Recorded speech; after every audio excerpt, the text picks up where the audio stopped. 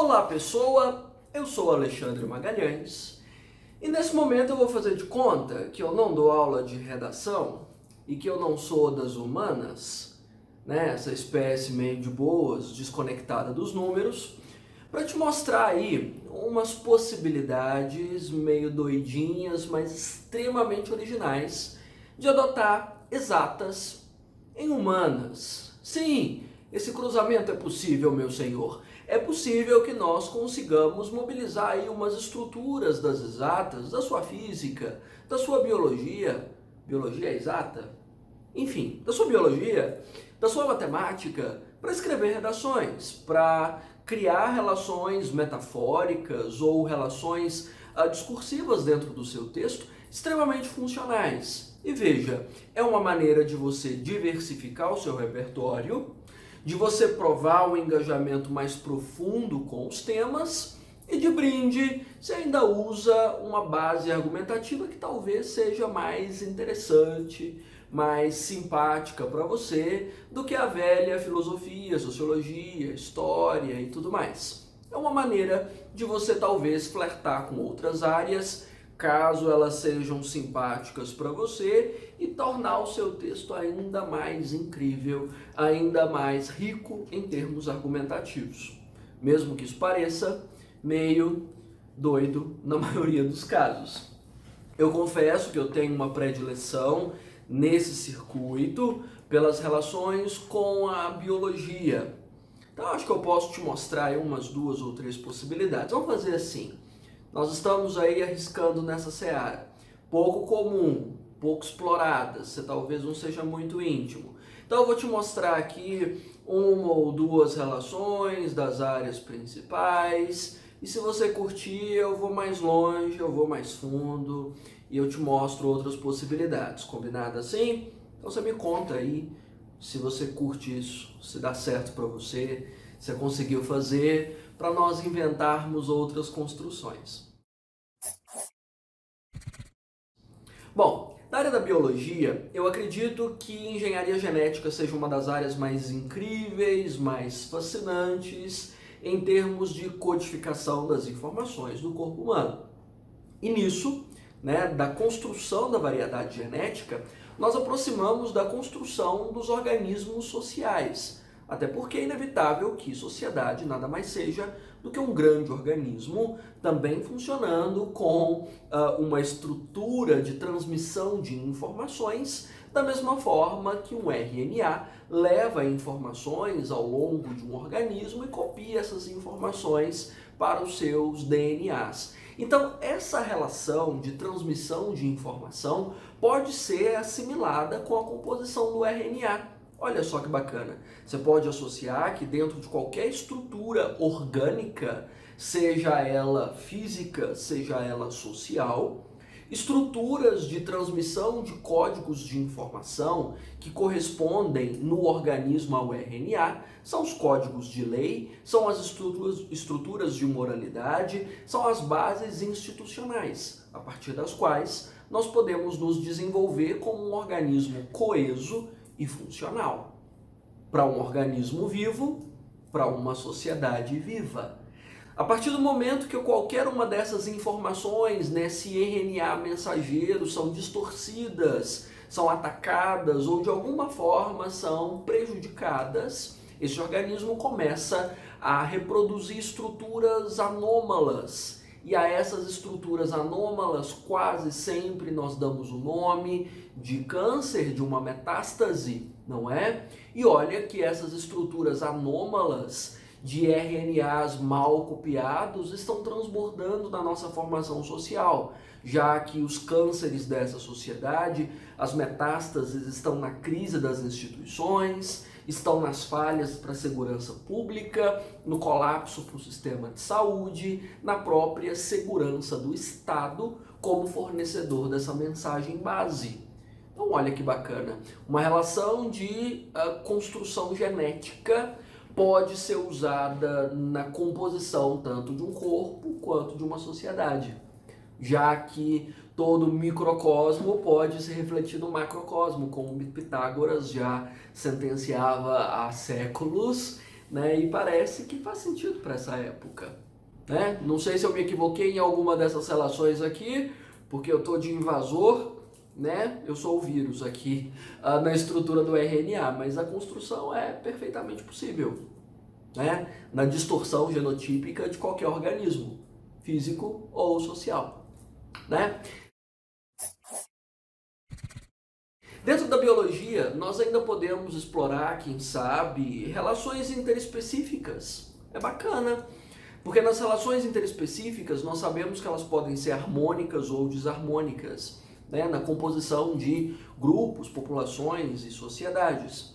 E nós entendemos que, embora a democracia seja proposta como uma relação harmônica, né, no código social, uma relação de cooperação, infelizmente o modelo de economia ou a estrutura neoliberal com a qual nós estamos habituados distorceu essa relação harmônica para uma relação desarmônica, quase de predatismo, em que nós somos colocados. Então nós não compartilhamos o mesmo espaço e lutamos para que ele seja melhor. Nós disputamos espaço, nós disputamos sobrevivência, só como se os nossos comensais fossem, na verdade, nossos inimigos, nossas presas ou outros predadores que disputam conosco a possibilidade de sobrevivência.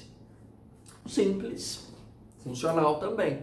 É uma relação metafórica, mas que funciona de uma forma extraordinária dentro do seu texto. Experimenta aí. Para além da biologia, quem sabe a gente pode pegar aí umas bases de matemática. Matemática tem umas coisas legais. Eu gostava muito da matemática euclidiana nos tempos de ensino médio, faz 84 anos, né? E da matemática euclidiana, boa parte dos postulados podem traduzir boa parte das nossas relações sociais ou das próprias relações textuais que você constrói. Por exemplo, é um dos postulados na matemática euclidiana que dois pontos são fundamentais para compor uma reta. E a partir dessa reta você pode construir planos, não é assim? Até porque três pontos vão acabar delimitando um plano. Então, você pode dizer na sua redação que, assim como dois pontos são fundamentais para a composição de uma reta ou de um caminho para a construção de um plano, caminho, reta, você pode dizer que as duas teses que você lança, ou as duas análises ali para o desenvolvimento, são também fundamentais para que haja um pouco mais de compreensão sobre a realidade que você constrói. Olha que lindo isso para apresentar as teses na sua introdução. Fica fantástico, não fica? Então é uma relaçãozinha rica, super simples e que já mostra uma carga de repertório fantástica, um cruzamento de conteúdo excepcional dentro da sua redação. Da mesma forma que eu acredito que funções, embora seja um dos conteúdos mais extensos e aborrecidos dentro da lógica matemática, quando a gente estuda isso no ensino médio, claro, podem render análises interessantes dentro da sua lógica de escrita. Veja só, nós temos dentro do contexto social inúmeras realidades que evoluem, ora como funções lineares, né, funções do primeiro grau, ora como funções hiperbólicas dentro das funções do segundo grau, ora como funções cossenoides ou como funções algorítmicas, enfim, logarítmicas, perdão. Aí eu já trocando, né, o x com o y. E você pode associar isso no seu texto, vez ou outra, quando você menciona sobre processos de evolução ou transformação social. Veja, por exemplo, que a Revolução Verde, suponhamos, ocorrida aí no século XX, desempenhou para a nossa sociedade uma função hiperbólica, porque foi um processo de crescimento científico e econômico extraordinário que alcançou aí até os anos 70, 80 mais ou menos, foi o nosso X do vértice, não é? E a partir desse ponto o processo começou a declinar e já não mais engrenou dentro da lógica agropecuária brasileira. Olha, relação legal. Da mesma forma que nós estamos vendo os interesses do Estado de Direito brasileiro com as demandas sociais numa função linear decrescente. até porque esses interesses têm minguado com o passar do tempo e, infelizmente, nem o interesse da população, nem a classe política tem sido suficiente para fazer essa função crescer, né? Então, a relação simples, veja, de eu mencionar sobre variáveis em relação ao interesse da população e à classe política ou desenvolvimento de políticas públicas e que rende resultados incríveis para o seu texto. Assim como as crises econômicas dentro do modelo capitalista percorrem a estrutura de uma função cossenoide, porque nós sabemos que essas crises são frequentes e são regulares. Então, de tempos em tempos, nós convivemos com essas crises de novo, como foi a crise em 29, a crise em 80 e agora a crise em 2008. Função cossenoide, olha que legal. Dá para você estabelecer uma relação. Então, todas essas construções, né, imagéticas da função, né, que você conhece de dentro da matemática, você pode transpor para a evolução de qualquer processo em análise dentro da sua redação. Vai funcionar como repertório, vai enriquecer seu texto, vai te levar para a nota máxima em qualquer prova, então compensa muito. Da física, será que a gente adapta alguma coisa da física? Acredito que as leis de Newton sejam as mais versáteis. Do ponto de vista da inércia, por exemplo, inércia para mim, que é a primeira, não é? Primeira? Inércia? É, bacana. A lei da inércia, para mim, é uma das relações mais práticas para falar de moral e de cultura, até porque nós sabemos que movimentos sociais, dentro de uma formação cultural ou de uma formação moral, tendem a se perpetuar caso não haja nenhuma força que altere a direção desse movimento, assim como um corpo tende a permanecer em movimento se nada tirá-lo da rota. Não é assim? Se não houver, por exemplo, uma força de atrito suficiente para brecar esse movimento. E nós vemos isso em relação à cultura do estupro, cultura do assédio, a matriz de violência nessa sociedade, a estrutura de corrupção, dentro de padrões de inércia na repetição de um movimento. Assim como o analfabetismo político, por exemplo, é uma estrutura de repetição cultural, não. Dentro de um movimento de inércia. Então, nós saímos disso enquanto espectadores do processo político, lá no processo de colonização, e cá estamos nós, repetindo o movimento cegamente, dentro do que muitas das vezes, como John Green comenta, é dito como moral intuitiva. É um processo dentro do qual nós vivemos, mas sobre o qual nós nunca refletimos. A gente só continua, né? E vai. Né, tocando a boiada, mas não sabe exatamente para onde vai. Movimento de inércia. Assim como a terceira lei, que eu considero também extremamente prática, sobre ação-reação, pode ser extremamente prática para você usar nos textos para falar de causa e consequência, causa e efeito, embora nós saibamos que do ponto de vista social, um combo, um par de ação-reação nem sempre é na mesma intensidade e na mesma direção, até porque há possibilidade de os desdobramentos serem muito mais graves do que a ação que os provocou. Então nós aí caímos em outro viés da física na teoria do caos, para dizer que as consequências de um evento muitas das vezes são imprevisíveis.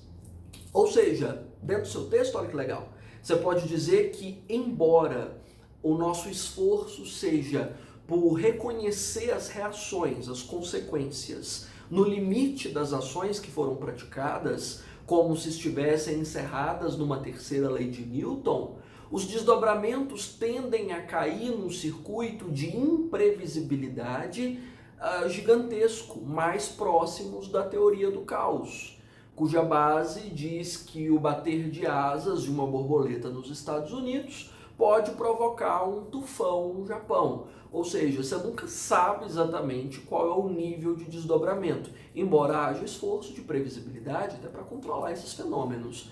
Mas nós não sabemos, né? Veja, a questão da crise sanitária dentro da qual nós estamos. Nós tentamos gerar previsibilidade. Nós tentamos encaixar esse fenômeno na terceira lei de Newton, para entender que as reações vão ter a mesma intensidade das ações em termos de recessão econômica ou de impacto psicológico e tudo mais. Mas, infelizmente, nenhum de nós pode saber com precisão a extensão desses impactos, até porque a realidade está muito mais próxima desse circuito de imprevisibilidade do que nessa ilusão de que nós conhecemos o mundo e as ações tais como elas realmente se desenvolvem. Não dá uma relação rica, né? Então, eu acho que no ensino básico a gente vê as exatas de uma forma muito limitada, mas eu sou muito fã de Pitágoras e eu creio que de fato a matemática seja uma das descrições mais extraordinárias do mundo físico, da realidade em que nós estamos. E nós precisávamos ver isso, seria legal ver, né? Bom, química, talvez, umas gotinhas de química. De química, talvez a gente pegue lei de Le Chatelier sobre ponderação das massas, pode ser legal para falar sobre tendência ao equilíbrio. Todo processo social tende a equilíbrio também, assim como as massas dentro de um processo químico.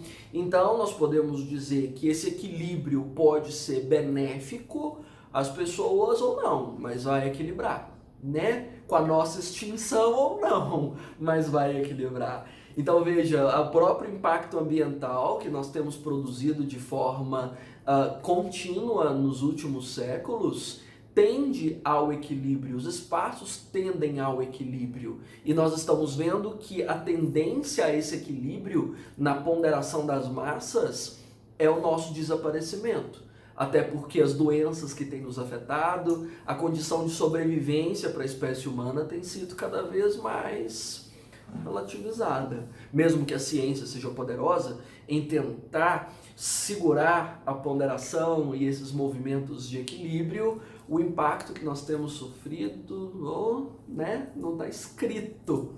Então, essa tendência ao equilíbrio pode ser uma relação legal de você aproveitar. Assim como Lavoisier também traz uma riqueza imensa sobre nada se cria, nada se perde, tudo se transforma, que é próximo do Chatelier, na verdade, porque é um processo de adequação, é um processo de adaptação, mesmo que essa adaptação seja predatória para nós e não nos beneficie. Vai adaptar, o espaço vai se ajustar, né? As demandas vão se reconfigurar para que se harmonizem. Então dá para dizer isso também sobre fenômenos sociais, ambientais, políticos, dentro de todos os formatos. Veja que até a nossa aproximação de um modelo totalitário fascista nesse momento é um processo de equilíbrio, né? Equilibra com o quê? Né? Se eu for pegar aqui reagente-produto, né? Uma sociedade estúpida, emburrecida, polarizada e ultraconservadora traz como produto um modelo totalitário que nos é opressivo, irresponsável, né, movido por carisma, comoção e distorção da realidade. É equilíbrio? É equilíbrio. Cada povo tem o governo que merece. Tá aí, né?